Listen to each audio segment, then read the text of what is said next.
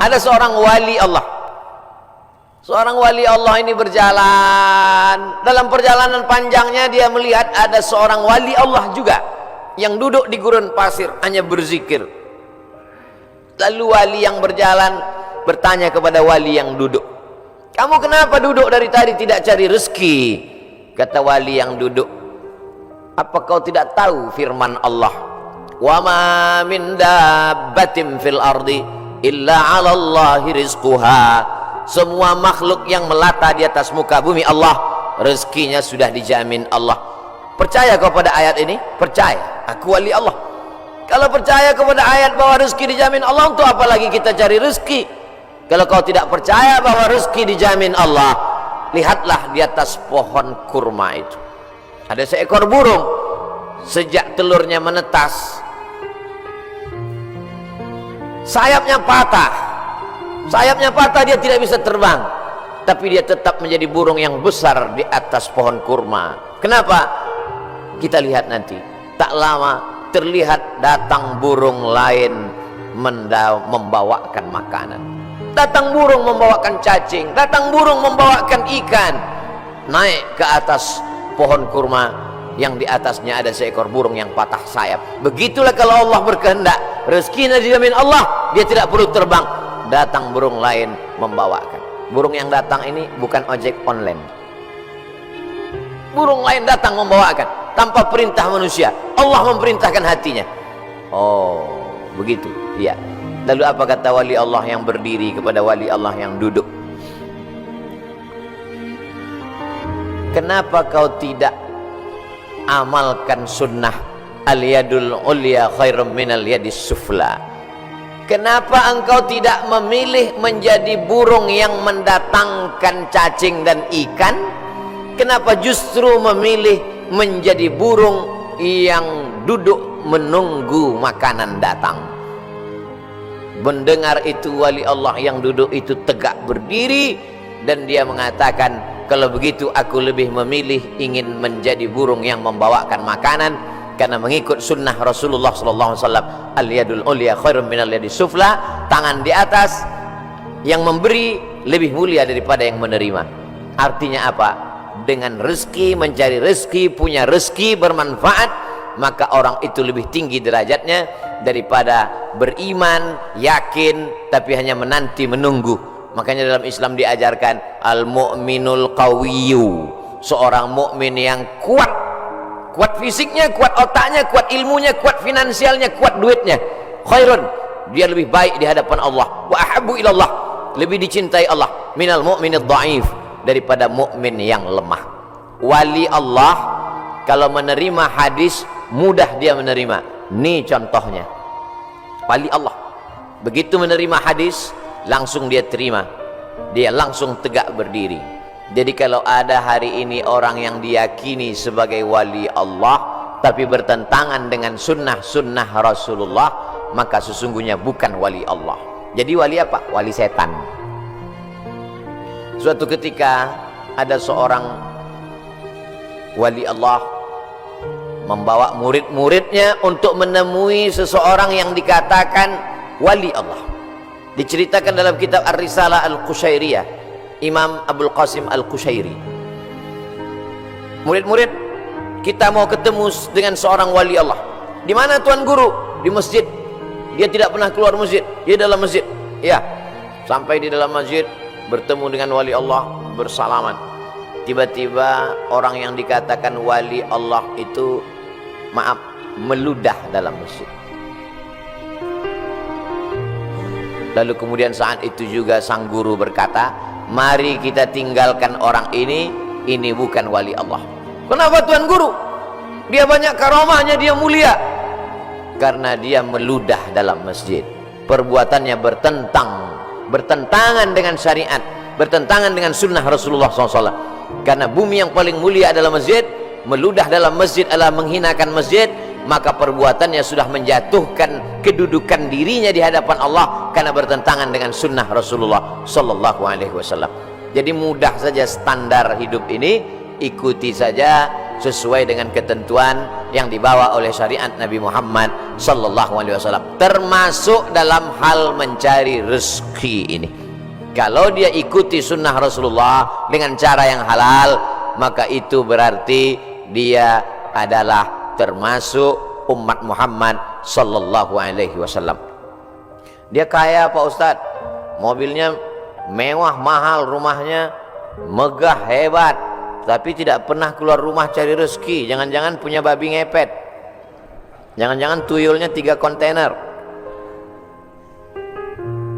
Nahnu nahkumu bizawahir, kita menghukum orang itu dengan melihat zahirnya. Yang tahu batinnya hanya Allah subhanahu wa ta'ala. Wallahu yatawallas sarair. Ini pembahasan tentang rezeki. Lalu kemudian hubungannya dengan pandemi.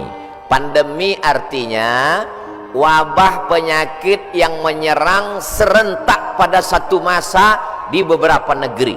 Itu arti pandemi menurut Kamus Besar Bahasa Indonesia. Jangan pandemi kata orang, pandemi juga kata kita. Pas ditanya orang apa itu pandemi, ya masih sejenis demi-demi juga lah. Bahasa Arabnya wabah. Maka doa ulama, Allahumma dafa'anal wabah, angkatlah wabah. Bahasa Arabnya wabah, sampai ke Indonesia ujungnya hamzah berubah jadi ha, wabah. Banyak sekali kata-kata serapan bahasa Arab begitu sampai ke kita berubah. Wabah jadi wabah. Zahir lawannya batin. Telapak tangan ini batin, ini zahir. Kenapa ini disebut batin? Karena tertutup. Kenapa ini disebut zahir? Karena terlihat. Oh kalau begitu ini bisa juga disebut batin tertutup Pak Ustaz? Enggak, karena yang bisa tertutup cuman ini. Siapa yang bisa menutup ke sini? Enggak bisa. Maka ini disebut batin. Zahiruha wa batinuha, zahir dan batin. Sampai ke Indonesia berubah. Mohon maaf, lahir dan batin. Tidak apa-apa, kita teruskan saja kekeliruan itu karena sudah menjadi umum. Ada nama kamus bahasa Arab khotok sya'i, khotok salah, sya'i tapi populer. Ternyata kalau salah tapi populer, diteruskan saja kesalahan itu. Nah, kembali kepada pandemi, wabah. Wabah ini bukan sesuatu yang baru. Ada kota namanya Yathrib. Yathrib itu artinya kota yang banyak wabah penyakit. Nabi selalu merubah nama yang tidak baik kepada nama yang baik. Kamu mau kemana? Saya mau ke kampung wabah. Namanya saja sudah membuat kita memberikan efek negatif. Nama Abdul Somad, tempat tanggal lahir, wabah COVID-19. Maka memberikan efek yang tidak baik. Maka Nabi merubah nama yang tidak baik. Yathrib dirubah Nabi namanya menjadi Al-Madinah Al-Munawwarah, kota peradaban yang terang benderang. Kenapa terang benderang? Ketika Nabi datang ke sana, maka terang benderanglah hati mereka, terang benderang pikiran mereka, terang benderang kota Madinah. Mereka sambut dengan Tola'al Badru alaina. Badru artinya bulan purnama yang terang benderang. Kalau bulan itu bulat, namanya Badar. Kalau bulannya masih sabit, namanya hilal. Yang selalu dicari-cari orang, hilal. Hati-hati kalau ibu punya suami hilal. Saudaraku yang dimuliakan Allah Subhanahu wa ta'ala, maka pandemi, wabah menyebar sudah terjadi sejak lama. Makanya dalam hadis dikatakan al-mat'unu syahid. Orang yang meninggal karena wabah ta'un, wabah penyakit, pandemi, maka dia mati syahid. Saudara kita, sahabat kita, kawan kita, tetangga kita, satu sekolah dengan kita, meninggal dunia. Berikan kabar gembira kepada istrinya kalau suaminya meninggal. Sabar Pak, dia meninggal sebagai seorang syahid. Wala taqulu liman yuqtalu fi sabilillahi amwat. Jangan kau katakan orang yang mati syahid itu mati, bal ahya, mereka hidup. Tapi mereka meninggalnya ketika mau Idul Fitri Pak Ustaz, bajunya sudah dibeli. Ada yang lebih sayang kepada dia daripada kita. Kita tidak tahu entah apa amal dia sehingga Allah memilih dia untuk berhari raya bersama para malaikat, bersama Allah Subhanahu wa ta'ala. maka mendengar cerita kita itu lapang dadanya. Kata-kata kita mestilah menjadi setawar sedingin, menawarkan hati yang luka, mendinginkan hati yang panas dari ucapan kata-kata yang menyejukkan. Kalau kita tidak bisa menenangkan orang dengan materi, maka tenangkanlah dengan kata-kata. Rezeki di masa pandemi berkurang. Berapa banyak pegawai, pekerja perusahaan yang di PHK, dirumahkan, kolaps perusahaan, bisnis. Bahkan ada seorang bisnismen yang cerita ke saya, Ustaz Somad, semua bisnis buatan manusia hancur roboh diterjang badai pandemi COVID-19. Yang bisa bertahan adalah yang buatan Allah Subhanahu wa ta'ala. Tanaman kelapa sawit, harga karet, kelapa bertahan. Bisnis yang diciptakan, dibuat manusia, dikreasikan manusia, tumbang Pak Ustaz. Tapi orang beriman tidak pernah berputus asa. Kenapa? Karena dia melihat, memandang itu sebagai hakikat yang datang dari Allah Subhanahu wa ta'ala. Dia berpikir cerdas. Dulu ketika rezeki saya lancar, bisnis saya sampai tidak sempat ke masjid Ustaz, sampai tidak sempat ikut pengajian. Alhamdulillah, dengan adanya pandemi ini kami masih bisa menyekolahkan anak, masih bisa makan, mungkin rezeki berkurang, tapi saya lebih sering ngaji Pak Ustaz. Oh, jadi kamu sering pengajian? Iya, tapi wajah kamu nggak pernah terlihat. Saya pakai masker Pak Ustaz. Kamu sering ikut kajian saya? Ikut Pak Ustaz, tapi saya nggak pernah ngelihat kamu. Saya jamaah online Pak Ustaz. Insya Allah yang ikut pengajian online, surganya tetap offline. Jadi jangan khawatir. Ini ada juga ustaz-ustaz yang menakut-nakuti jamaah, yang selama ini hanya online saja, surganya pun online. Untung jamaahnya kurang cerdas. Kalau jamaahnya cerdas, mana ada surga online? Surga online itu surga bid'ah. Saudara yang dimuliakan Allah Subhanahu wa ta'ala, jadi ketika kita melihat sesuatu itu dengan perenungan, maka sesungguhnya ada hikmah yang luar biasa di balik apa yang diberikan Allah. Asa an takrahu syai'an, boleh jadi kau benci sesuatu, fa huwa khairul lakum, tapi di balik kebencian kamu itu ada manfaat, hikmah yang luar biasa. Asa an takrahu syai'an, boleh jadi kamu tidak suka pada sesuatu, wa yaj'alallahu fihi khairan katsira, dijadikan Allah di balik itu semua ada kebaikan-kebaikan. Tapi kadang kita susah untuk berpikir cerdas, cermat, jernih di tengah hiruk pikuk suara orang banyak. Gimana kata kalau kita mau berpikir saat di tangan kita dua handphone, yang satu IG, yang satu Instagram? Gimana kita mau berpikir jernih di saat kita sedang di tengah orang yang pikirannya berkecamuk? Maka bangunlah di tengah malam, seperti jamaah yang dikatakan protokol tadi, yang datang jam 3 malam ke masjid. Kalau dia sampai ke masjid jam 3, tentu bangunnya jam 2. Yang sholat subuh jam 7.30, nggak tahu bangunnya jam berapa. Dia datang ke masjid, tentu dia bangun, habis itu dia mandi, terapi mandi segar, menyegarkan tubuhnya, menyegarkan pikirannya, bersih, gosok gigi, suci, menghadap Allah SWT, sholat sunat wudhu 2 rakaat, sholat sunat taubat, sholat sunat tahajud, sholat sunat hajat, sholat sunat witir, berzikir, menjelang azan berkumandang ke masjid. Jernih pikirannya melihat ini. Kalaulah orang rezekinya seret, rezekinya mampat, lalu kemudian dia alihkan konsentrasinya untuk melepaskan sejarah kerisauannya dengan narkoba, dengan khamar, dengan pergaulan bebas, sesungguhnya dia hanya sedang mengalihkan satu masalah, masalah kecil, sedang dia alihkan kepada masalah yang besar. Gimana ibu? Bisnisnya sejak COVID ini makin turun atau makin? Alhamdulillah Pak Ustaz, alhamdulillah ada COVID. Alhamdulillah pula dia bilang ada COVID. Kenapa? Selama ini saya kalau mau buka usaha mesti sewa ruko, mesti sewa tempat. Hari ini saya bisa bisnis online Pak Ustaz. Saya cukup buat pasang iklan, masak di dapur sendiri, menggunakan jasa teman-teman yang bisa mengantar, akhirnya makan. Berapa banyak saudara-saudara kita yang hari ini bisnisnya tetap berjalan. Dengan cara apa? Dengan cara online. Cara menyampaikan makanannya saja yang online, makanannya tidak online. Bukan berarti makanan itu digambar lalu dikirim. Makanannya tetap diantarkan dan berjalan. Kenapa? Karena ketika kita duduk dengan tenang, maka akan ada ide-ide yang diberikan Allah Subhanahu wa taala. Yang menenangkan hati itu siapa? Allah. Huwallazi anzala sakinata. Allah taala yang menurunkan ketenangan fi qulubil mu'minin, ke dalam hati orang beriman. Tapi tidak semua bisa begini. Apotik, jual obat, minyak kayu putih, haba sauda, madu. Justru di musim-musim ini peningkatannya luar biasa. Kenapa? Karena orang takut. Kalau orang takut, dia cemas, dia ngeri, dia suka minum herbal, lalu kemudian dia dengarkan hadis yang disampaikan Ustadz. Habbatus sauda syifaun min kulli da. Habba sauda, jintan hitam, Arab, obat dari segala macam penyakit. Yang tidak bisa diobatinya hanya tua dan mati saja.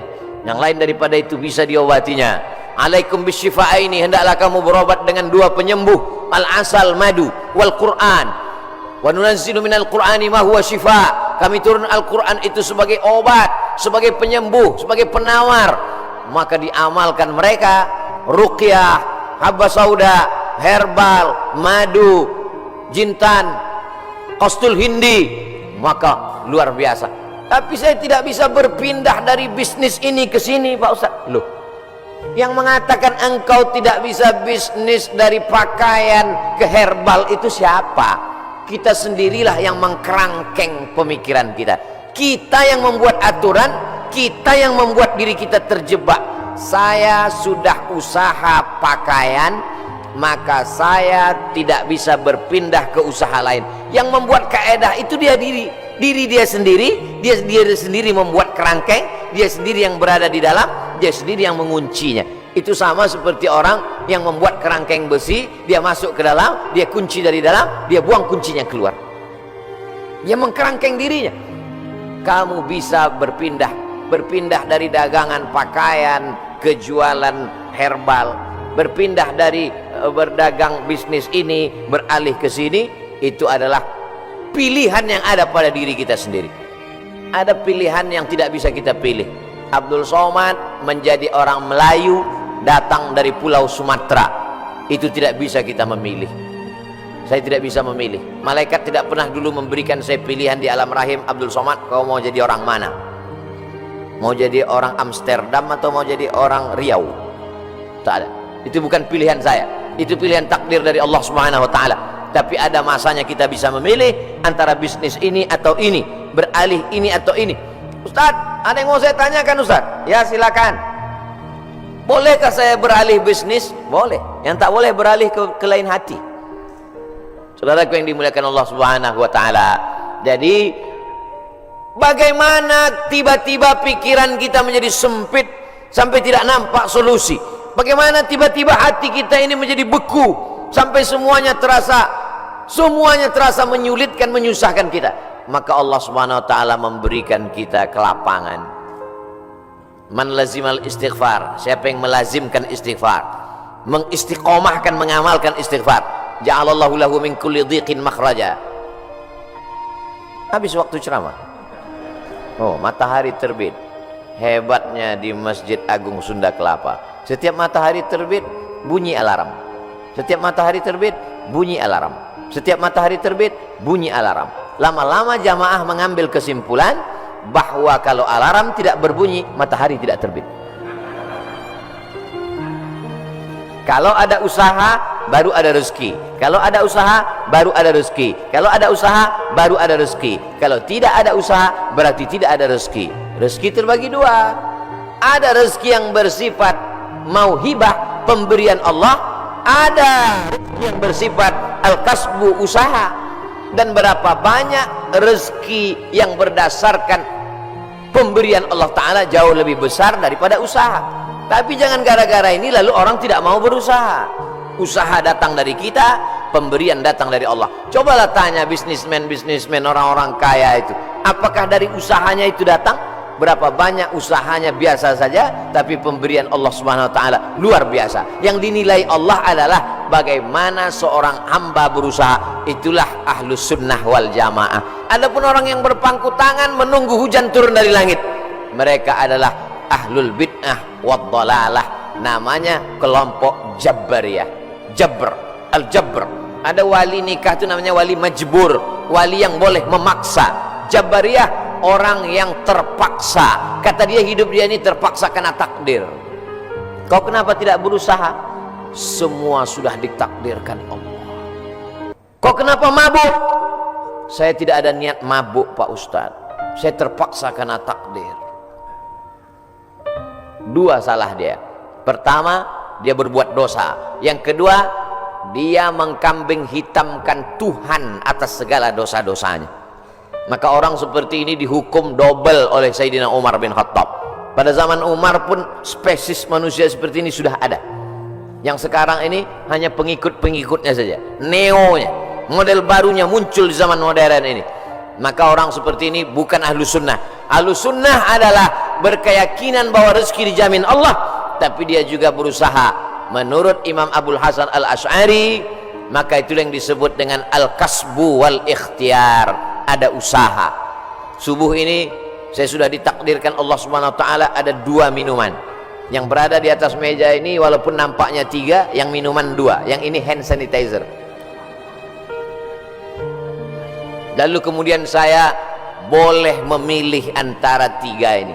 Yang mana yang mau diminum boleh pilih. Mau yang ini atau yang ini, tapi jangan yang ini. Ketika dia sudah diberikan kepada saya, maka ini milik saya, ini udah takdir saya, ini ketetapan untuk saya. Tapi saya mesti menggerakkan tangan saya, mesti memasukkannya ke mulut saya. Semuanya datang dari Allah. Gerak ini tangan bisa bergerak, itu pun dari Allah. Hati ini untuk condong kemana, itu pun dari Allah. Itulah mengapa dikatakan wallahu khalaqakum wa ma ta'malun. Allah menciptakan kamu dan perbuatan kamu. Perbuatan kamu itu pun juga ciptaan Allah, karena semua datang dari Allah. Menulis, tangan yang menulis ciptaan Allah.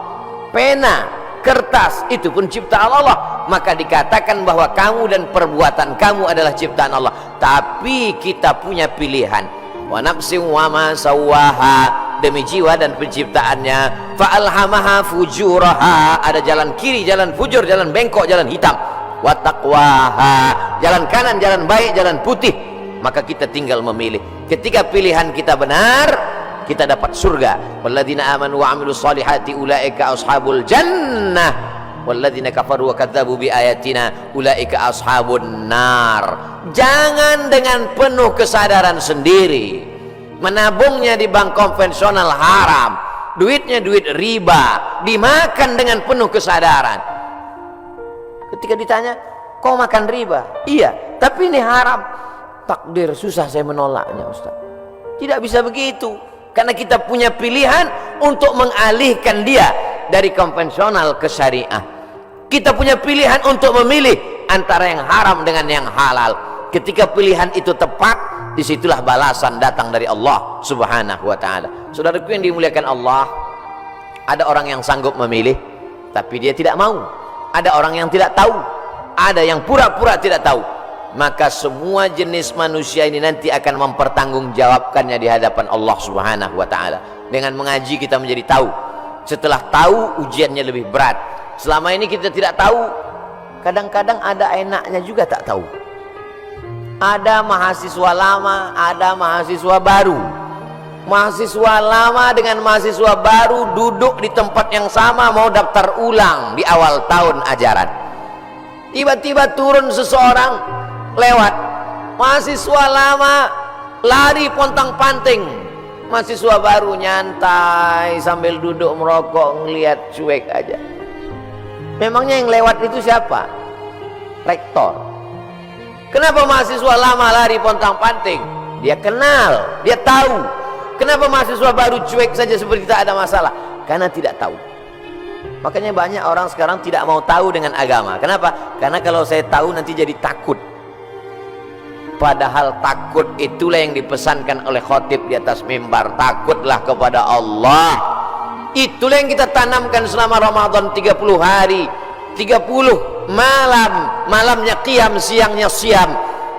Akhir daripada target puasa itu adalah la'allakum tattaqun, takut. Salat, tegak, ruku, sujud, subuh, zuhur, asar, maghrib, isya, tahajud, witir, doa, qabliyah, ba'diyah. Apa yang ingin dicapai?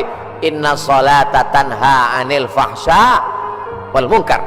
Kajian subuh, kajian kita ini, apa target visi misi dari kajian ini? Kajian ini supaya takut kepada Allah, jangan sampai makan haram, jangan gara-gara pandemi ini lalu kita kemudian berubah keyakinan. Makanya pesan Nabi, qul amantu billah, berilah aku pesan ya Rasulullah. Kalau sudah aku terima pesan yang singkat padat ini, aku tidak akan bertanya lagi kepada siapapun. Katanya, amantu billah, katakan aku beriman kepada Allah. Tsumma istaqim, istiqamah. Istiqamah sebelum pandemi, istiqamah berusaha dengan rezeki yang halal. Setelah pandemi pun juga istiqamah. Mudah-mudahan kajian ini membuat kita tetap istiqamah, tetap kuat iman dan Islam. Kita sampaikan kepada sahabat jamaah semuanya bagaimana menghadapi pandemi tetap dengan rezeki yang halal. Mudah-mudahan kita selalu dalam ridha Allah Subhanahu wa ta'ala.